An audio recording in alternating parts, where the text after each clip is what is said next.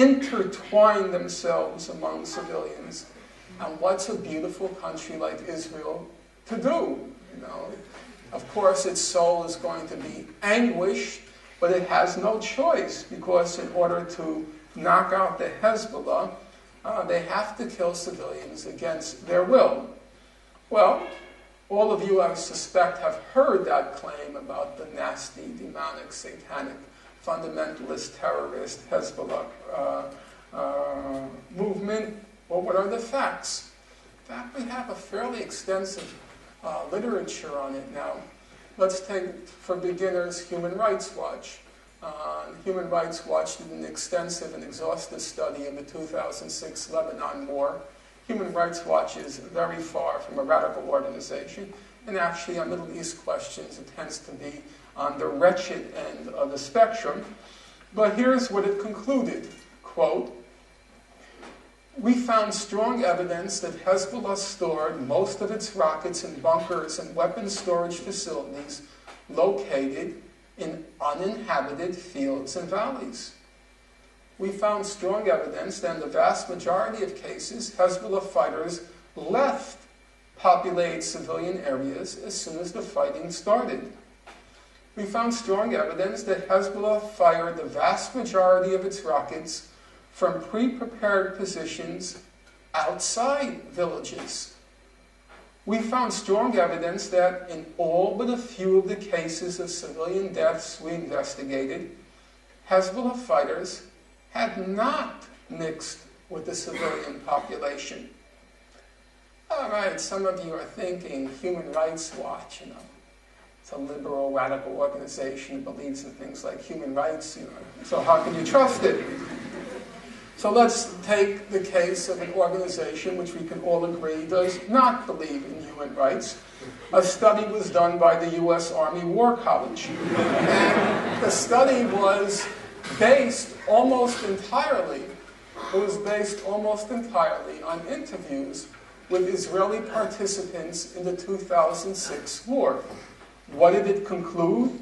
It found that, quote, "The key battlefields in the land campaign south of the Litani River were mostly devoid of civilians. The IDF participants in the war consistently reported little or no meaningful intermingling of Hezbollah fighters and non-combatants." Well, it gets worse when you start looking at the real world. The U.S. Army War College then says, quote, "Nor is there any systematic reporting of Hezbollah using civilians in the combat zones as shields." It's all fiction. It's all made up by that Oxford graduate. Well, but then Friedman goes on to say, but you know, what was Israel to do? That this Hezbollah, it was targeting civilians, so Israel had no option except to fire back at civilians. As he puts it, rather than confronting Israel's army head-on, Hezbollah fired rockets at Israel's civilian population to provoke Israeli retaliatory strikes, inevitably killing Lebanese civilians and inflaming the Arab-Muslim street. That's the claim. Downtown we have a huge documentary record on this, and the documentary record shows, and Israeli military officials have themselves conceded, that during Hezbollah's 18-year guerrilla war against Israel, beginning from 1992, when it first started firing missiles at northern Israel, it only targeted civilians after Israel initiated targeting of Lebanese civilians. Now, you may want to make the argument that no power, whether a state or a non-state actor, should target civilians under any circumstances. There's an argument to be made there. It happens not to be international law, as much as some people claim it is. It is not. Under international law, it does not categorically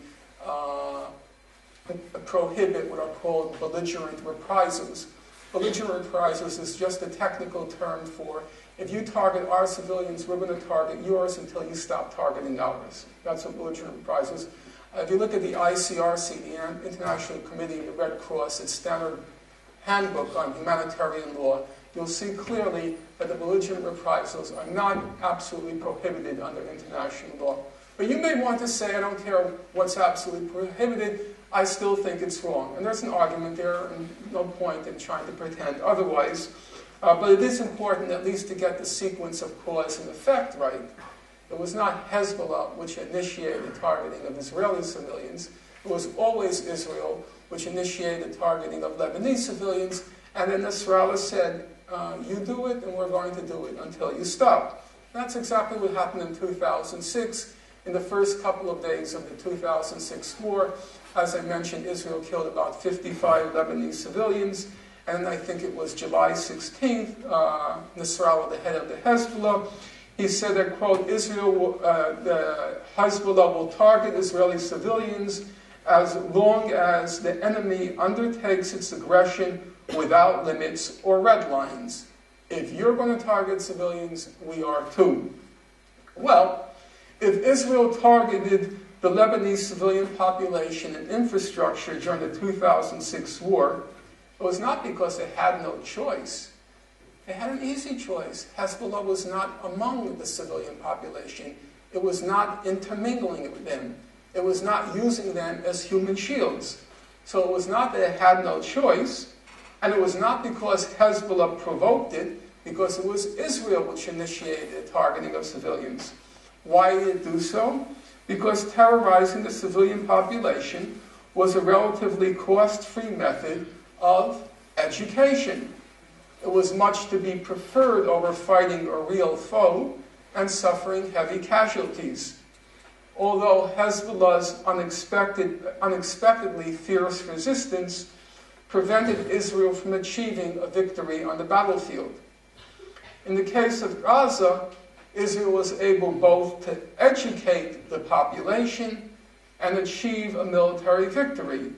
How did it achieve the military victory? Well, Gideon Levy puts it, I think, pretty succinctly. He said the fighting in Gaza was war deluxe. Compared with previous wars, it's child's play.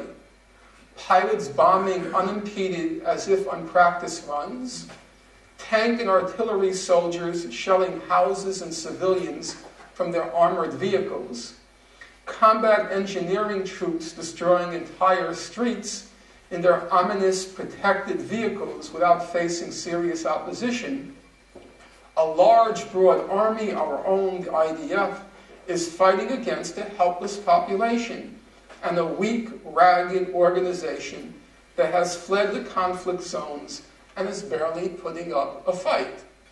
You'll notice, if you look at the historical pattern, Israel's way or method of restoring its deterrence capacity has followed a downward regression to greater depths of barbarism. In 1967, it sought to restore its deterrence capacity basically by inflicting a military defeat. In 2006, it sought to restore its deterrence capacity by inflicting a military defeat and terrorizing the civilian population. It succeeded in one, terrorizing, but not in the other, a military victory. But in the Gaza massacre, it abandoned any claim or pretense any longer of trying to win a military victory because Hamas was not a military foe. It sought simply to restore its deterrence capacity through sheer terrorism. To Friedman's credit, I suppose, he freely acknowledges what Israel is up to. Not everybody is as candid, so you have this fellow named Anthony Cordesman. He's what you call an expert military analyst. How many people have heard of Mr. Cordesman?